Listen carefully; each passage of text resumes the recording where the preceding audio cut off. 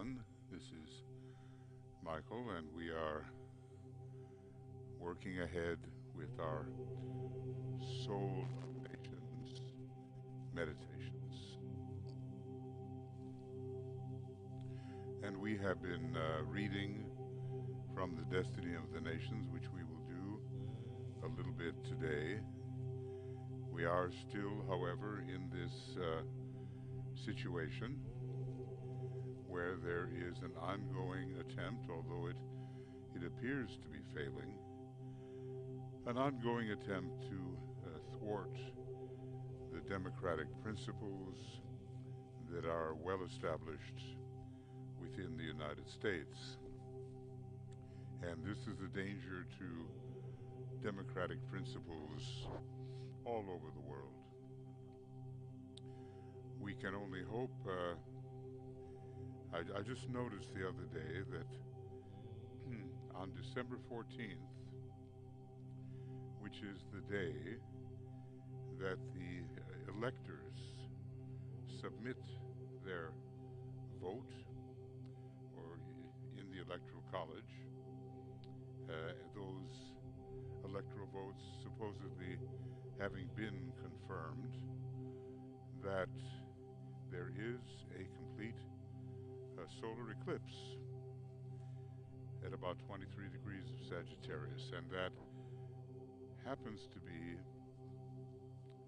right on the moon sign and opposite the sun sign of the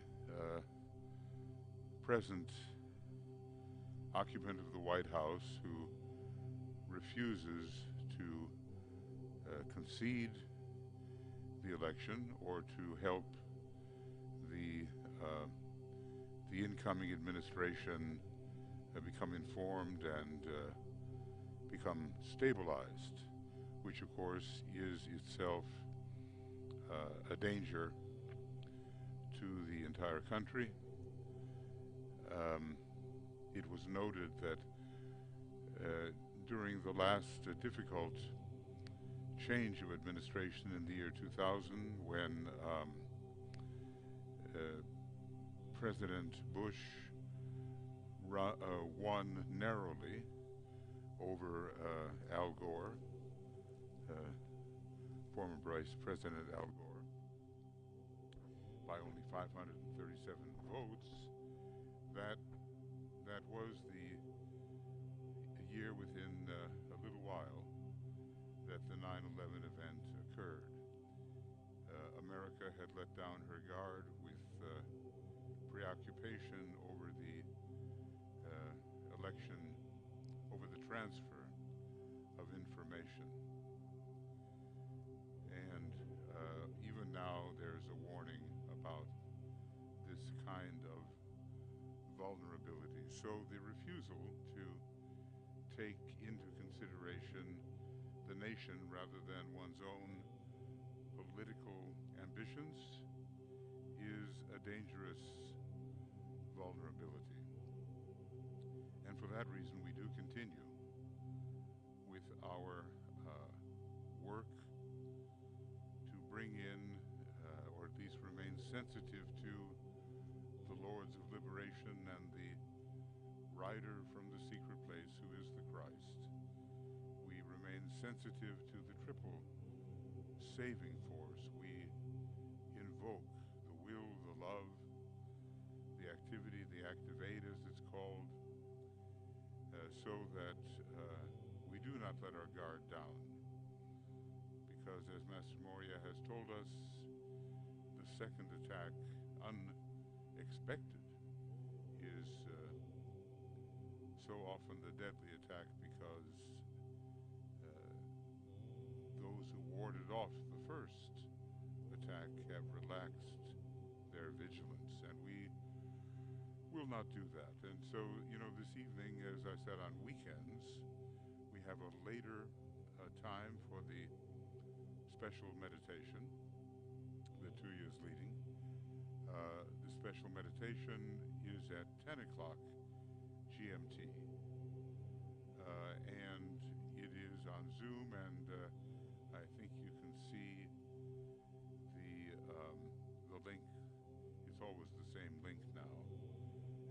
done, except for full moon days and such, it will be done day after day.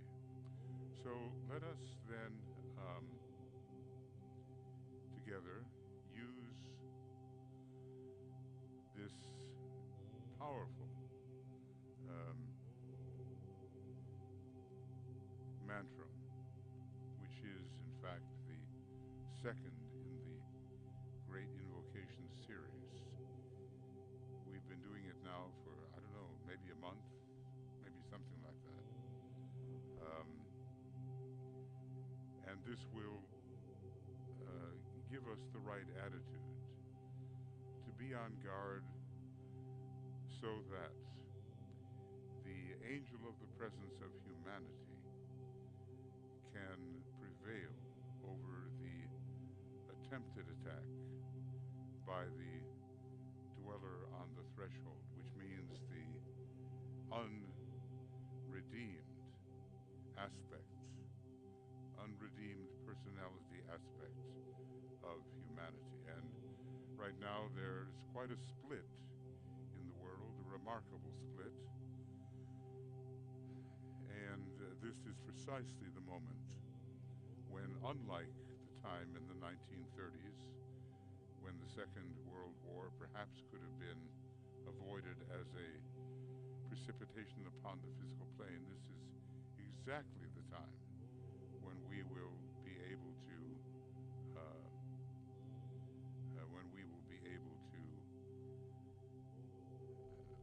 ward off that possibility.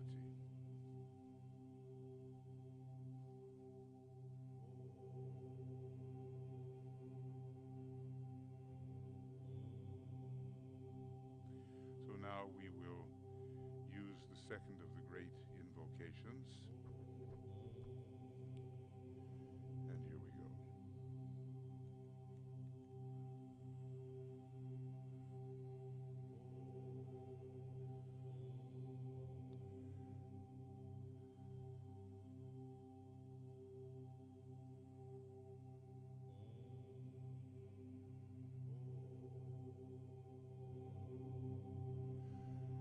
Let the Lords of Liberation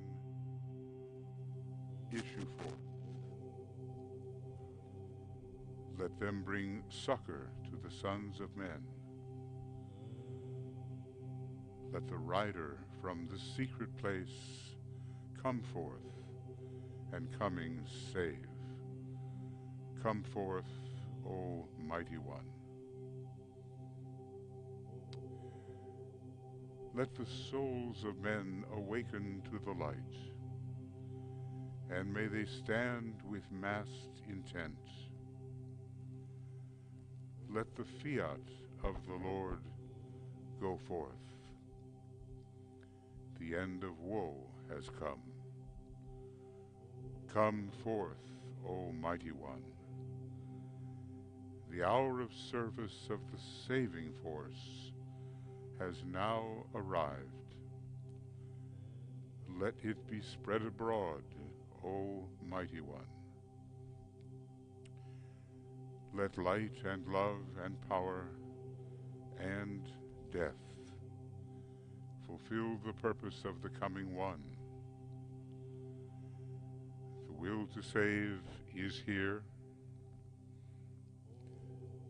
The love to carry forth the work is widely spread abroad. The active aid of all who know the truth is also here. Come forth, O Mighty One, and blend these three. Construct a great defending wall.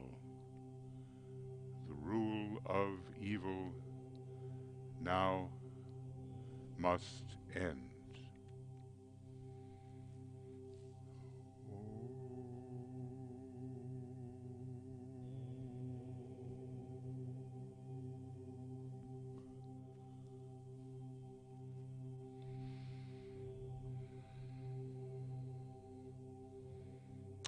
You know, we're thinking about this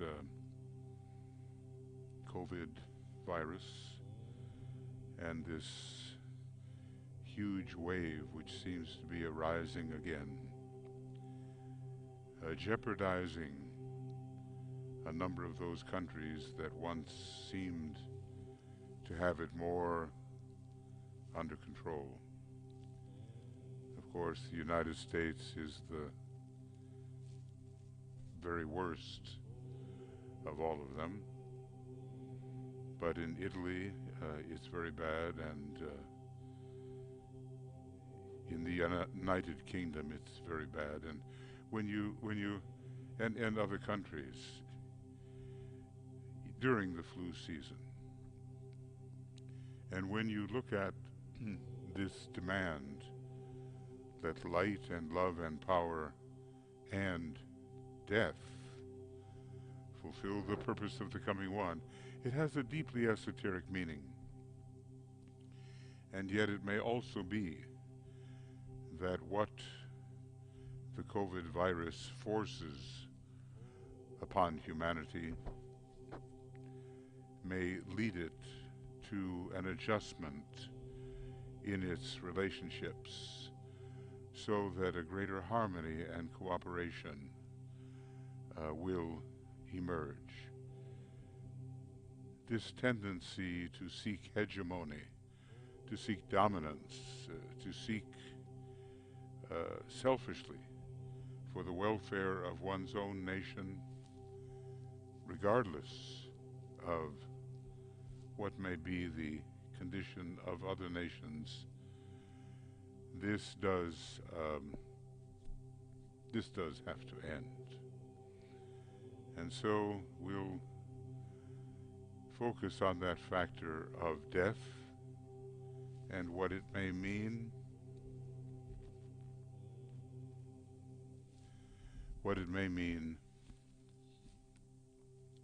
in the wider scheme of things. And I hope you can hear me. Sometimes there are some adjustments that we have to make, which we didn't have to make the night before.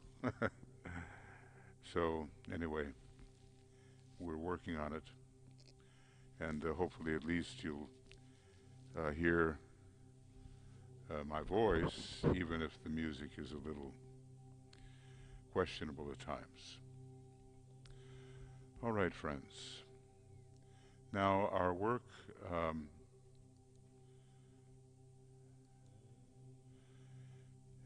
at this point, let me just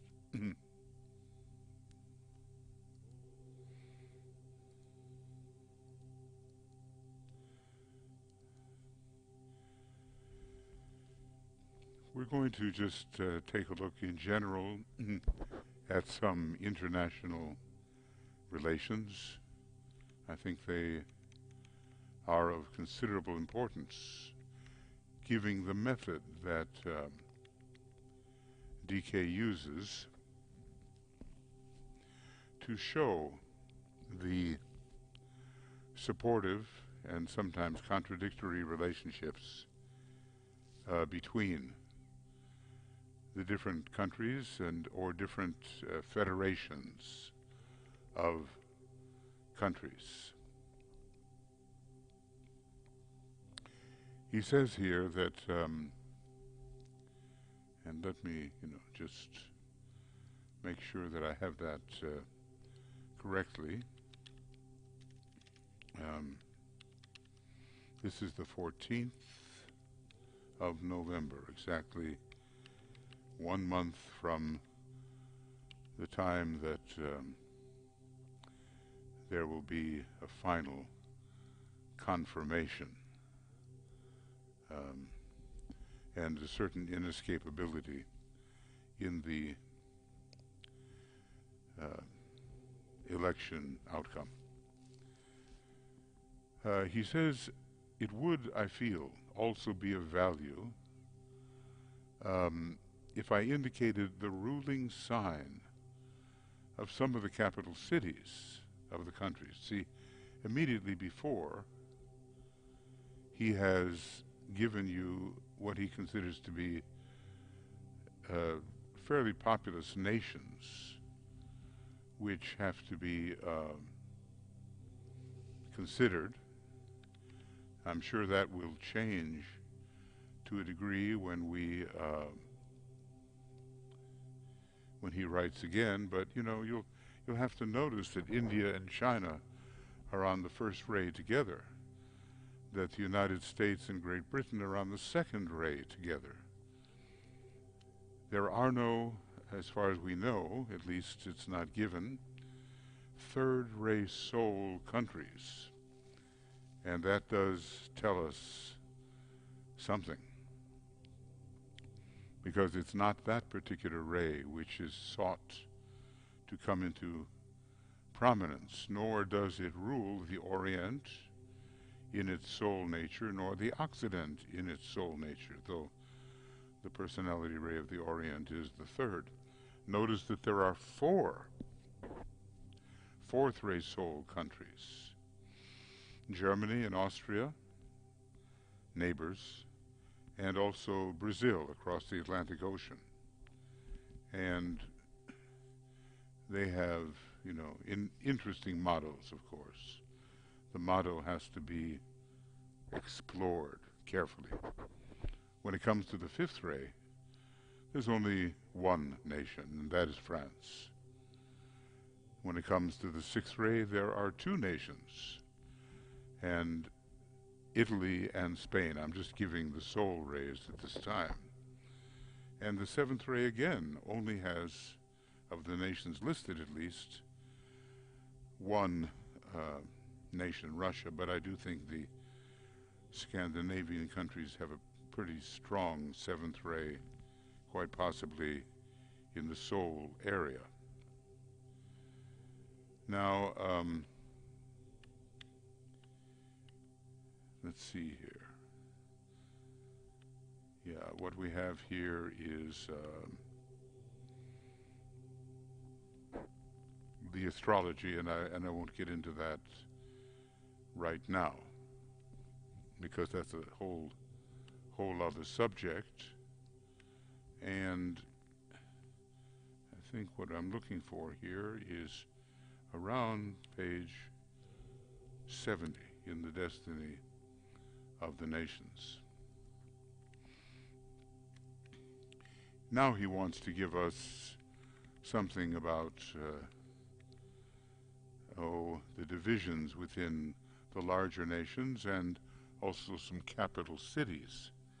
He wants to indicate the ruling sign of some of the capital cities, because they really are figured prominently into the psychology of any nation. They supplement what we learn about the nations from their soul ray and their soul sign. I won't say that the capital city is more important, but it sometimes seems to have quite a powerful significance. The focus of the immediate response of the peoples of the nations is frequently to be distinguished in the quality, if I may so call it, of their capital city, and by the decisions there made. Now that's an important statement. It's not only the nation as a whole, it is the capital city. Then he looks at the British Empire here. I'd like to point out that in the British Empire, there are several major and distinctive sections which are themselves definitely governed by certain ruling signs, and no doubt rays, of course. But he hasn't so much given those. Therefore, before giving the rulers of the capitals, I would like to indicate the influences which control the British Empire. It's not exactly the United Kingdom per se. It's a far wider extension, global extension, created by the Geminian tendency of Great Britain to go here and there upon the globe and to make colonies, I guess you might say. Now they are no longer that, and they are independent nations at this time. I would like to indicate the influences which control the British Empire through the medium of its component parts.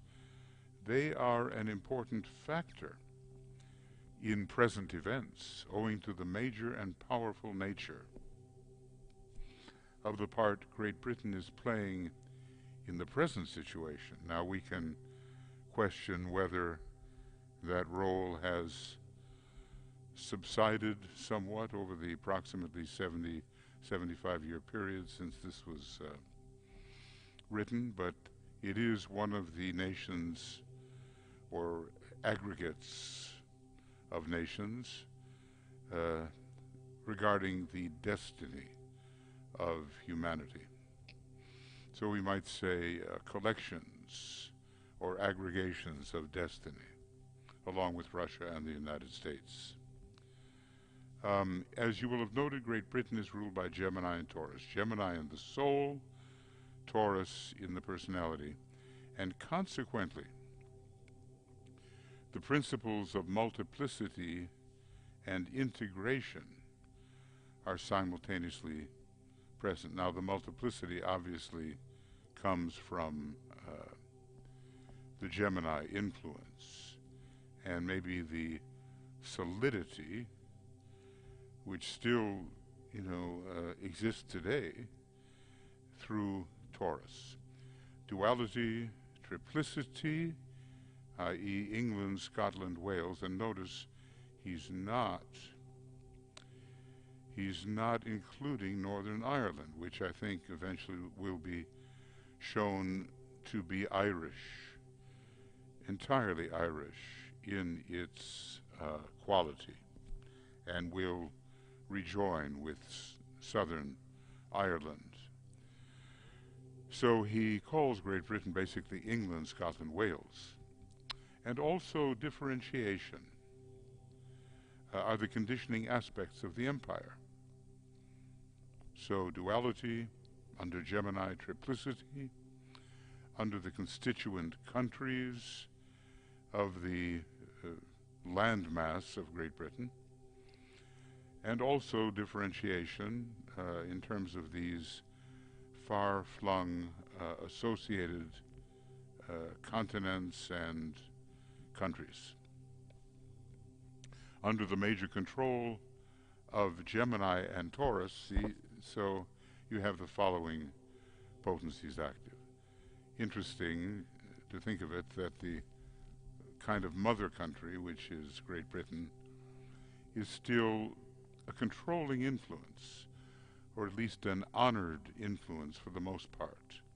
Now, India threw off that yoke following the war, but the connections are still there. Australia, with its Virgo and Capricorn energies, it's a strongly second-ray soul country, I think. Canada, with its Taurus and Libra astrology, and it's exactly the same as China in its astrology, but the rays are different.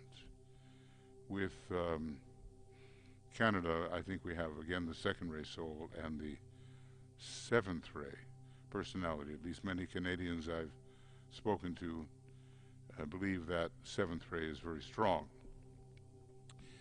India, which is in a category all itself. It used to be called the so-called jewel in the crown, but it's a great first-ray country with a first-ray Aries soul and a fourth-ray Capricorn personality. Again, notice Australian Capricorn, same personality sign. New Zealand, related to Australia through Virgo, but it's a Gemini second-ray soul, many feel, and with a seventh-ray personality. Much like Canada, Australia's personality ray is probably the third. So many Australians seem to think. You know, the richness of the animal life and the kind of can-do attitude. It's not exactly an orderly attitude. It's an attitude of enterprise, but still, the order from the mother country comes and establishes itself. South Africa, I can't really say what is the soul ray, but it is an Aries soul. And interestingly, Aries is duplicated there with India. And I'm thinking about the life of Mahatma Gandhi and how he began his legal approaches, which were so consequential eventually in India. He began them in South Africa. So there is a connection there between the two. The egoic ruler is there, and Sagittarius, the personality ruler. Well, anyway, there's the diversification in this British Commonwealth. It's not exactly any kind of kingdom anymore. It's not a monarchy in the usual sense, but there is a very close relation between Great Britain and these countries, and especially the remaining countries. Well, it has somewhat been reduced, I think, but with Australia, Canada, and New Zealand, it's still very strong. With South Africa, a bit less strong now, following the various wars of independence. And with India, the tradition is there, but India is very much a country on its own. So these are the major divisions, says the Tibetan. There are lesser divisions, but with them I'm not here concerned. The countries are related to the mother country. Now this is a huge area of research. We can't undertake this right now. These countries are related to the mother country through their planetary rulers. And in this statement, you have a definite hint conveyed. The zodiacal signs do relate, and these are obvious, but we would have to begin to split the rulerships of the zodiacal signs into as many as 6 planets and see how they work in relation to Great Britain with its Gemini and Taurus rulership, and also the capital cities. The capital city in this case would be London with its Leo soul, the sun ruling on 3 different levels, and Libra personality. So there's a lot of interrelations going on there. But DK says, although these zodiacal signs do relate, the planets are more influential at this stage of evolution. Well, I think maybe that's enough for this evening, and we will take up the capital cities. But this is one method of doing astrology. I can't think of other aggregations that are now so far-flung. Maybe with Russia, the Russian Federation would have to be considered. It's no longer the iron-fisted Soviet Union, where all of these associated nations were bound together in almost a dictatorial union. But still, there are relationships. I mean, we're going to look at Ukraine and White Russia and Georgia, and we're going to, Kazakhstan and Kazakhstan. We're going to look at the countries in the Russian Federation And we're going to see how they would be related to the basic Aquarius soul with its triple rulership in Russia, and the Leo personality with the triple sun, but veiling certain planets. So maybe something similar is going on there. With the United States, maybe not so much. It's more, the diversification is within the states itself. And there are no colonies per se. There are places of influence. The United States was not particularly a colonizing power, as it itself threw off the yoke of colonization. So, you know, these are fascinating aspects, and all in this book with implications for international relations in the future. The entire story is not told yet, because there are so many emerging nations, although young, of growing importance. So, in any case, we will come back to this and take a look at the capital cities. But, you know, one of the things that's really important, DK gives so many hints in this international type of astrology rheology about how we can pursue individual astrology rheology. And we have to simply notice those hints and add those techniques to our analysis of the individual, or of, let's say, groups to which the individual may belong.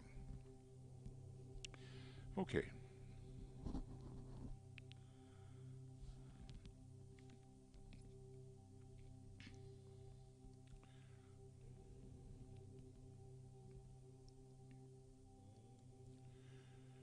Now we will move forward into our meditation, and remember, at 10 o'clock p.m. tonight we will have a fuller type of meditation, which takes into consideration the sort of crisis of the moment. There has this refusal to abide by democratic norms is a warning shot to the fate of democracy in the world, and we have to be very vigilant concerning it.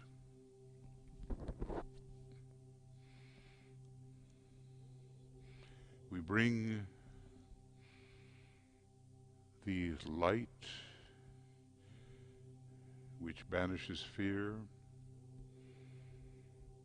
into our little microcosmic system and into our group working here together. We breathe in the white light.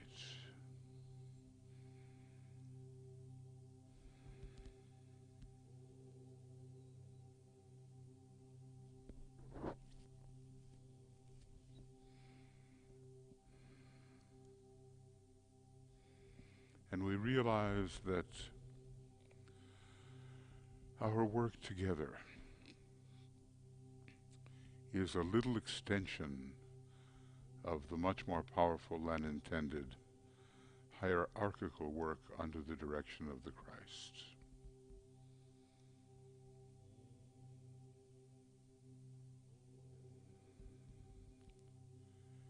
We feel our association with the great Lord and His masters,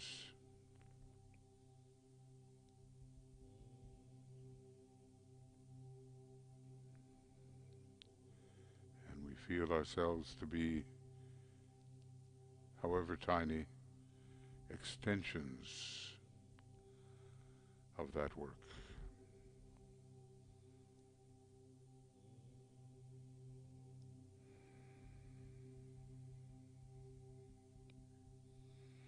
In other words, what we do does matter. It does count. And we cannot fall into the trap that we are inconsequential, especially when we work in groups and members or applicant members to the new group of world servers.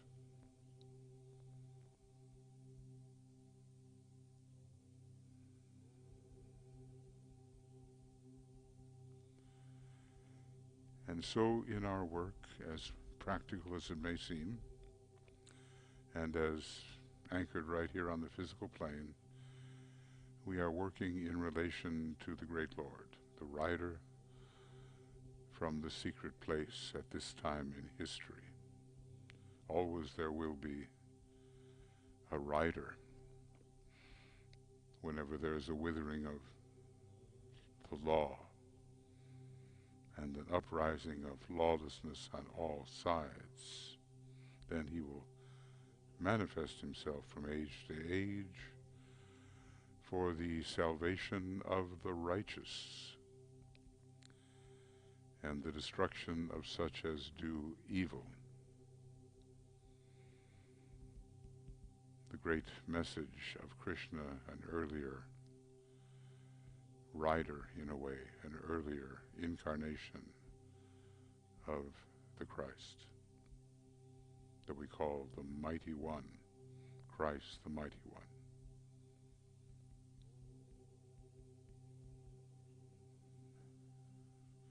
And so we say together,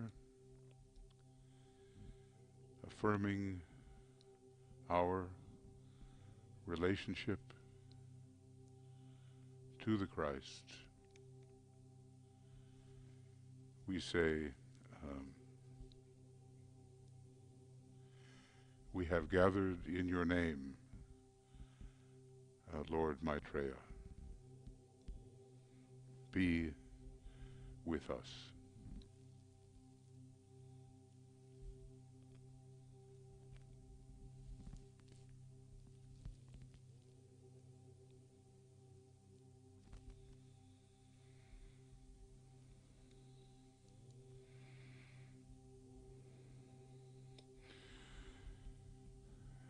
Here we see the many countries of the world at this present time, but we want to not only work most importantly for the soul of humanity and the whole international situation, but we want to make sure that we are truly a spiritual citizen of our own nation.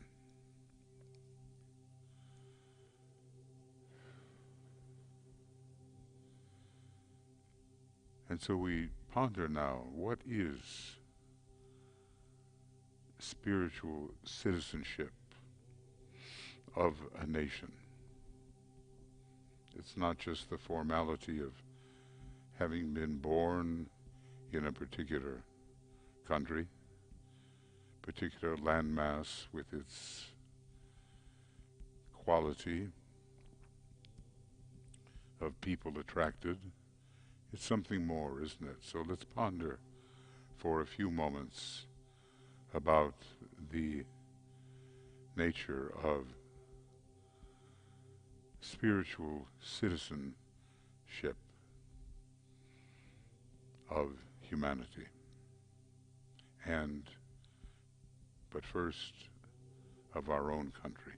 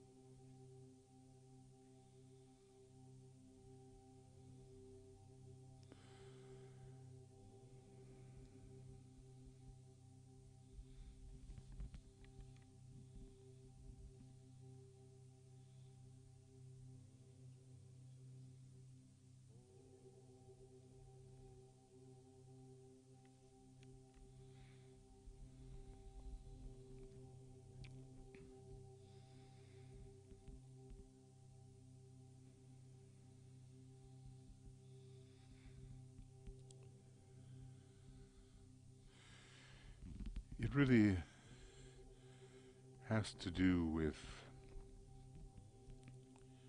serving, in a microcosmic sense, our own angel of the presence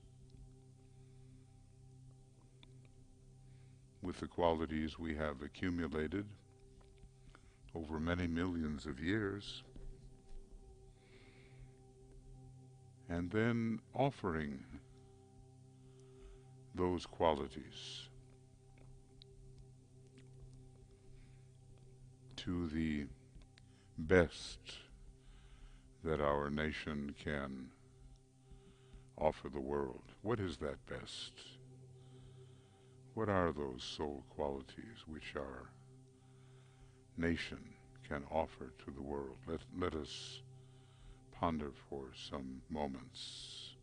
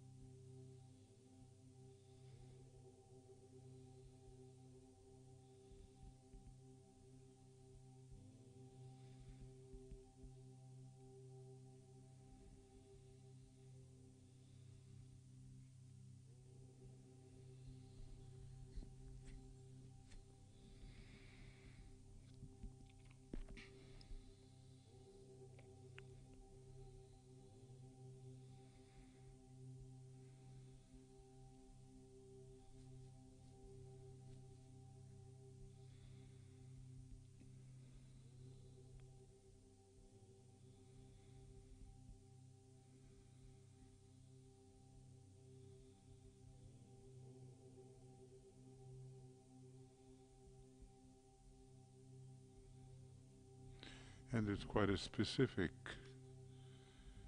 focus. What can every one of us really do to advance these soul qualities so that they truly enrich the soul of humanity and all of its qualities?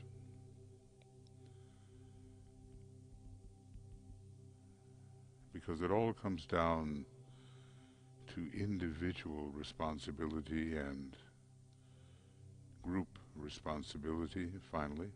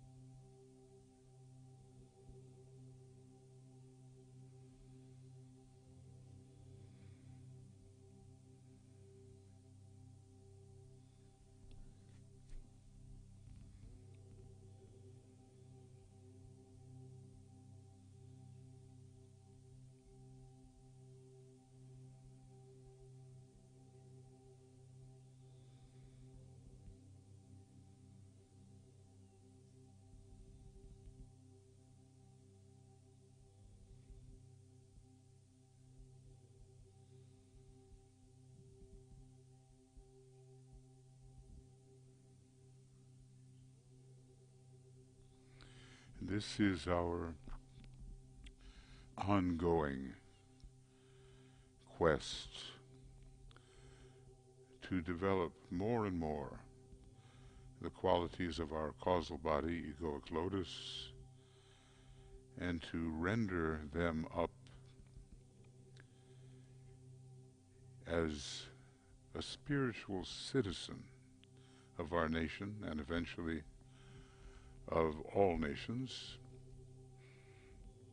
a spiritual citizen of the soul of humanity, but at first to render them up so that our nation may truly make its contribution instead of being some kind of impediment, some kind of selfish entity which prevents the soul nature of humanity from expressing as it should. All the idealism represented by these flags, these higher virtues or strengths, VIR, vir, strength, can be contributed, and the soul of humanity will become stronger and stronger.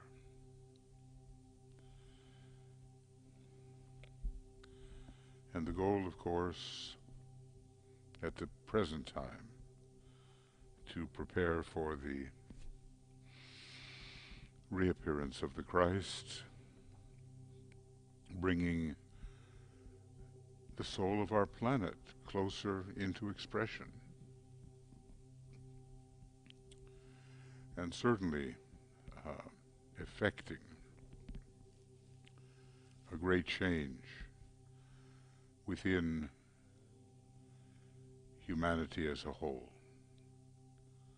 And then, as the macrocosm to the subhuman kingdoms, we can participate in the changes which will elevate those kingdoms, get the most out of them, bring intelligence to the animal kingdom increasingly, and bring the healing properties and the efflorescent beauty to the plant kingdom, bring new forms of useful radiation to the mineral kingdom. We can do all that.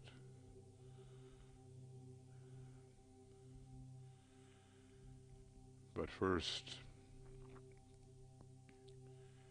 we have to make sure that humanity itself can respond more to its soul nature than to its personality nature, more to the angel of the presence than to the dweller on the threshold.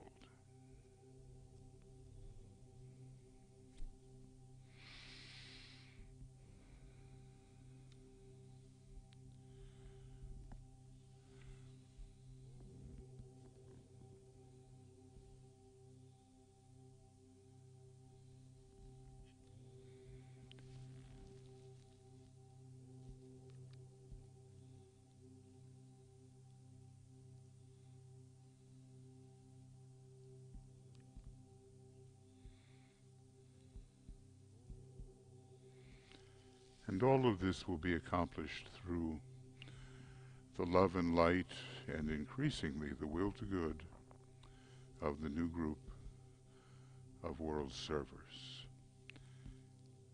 And we'll close with the mantram,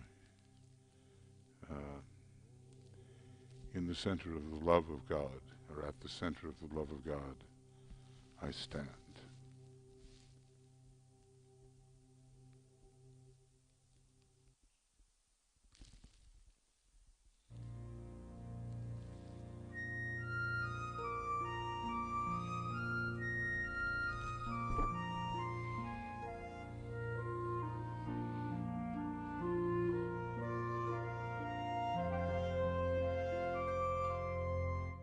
At the center of all love I stand. And from that center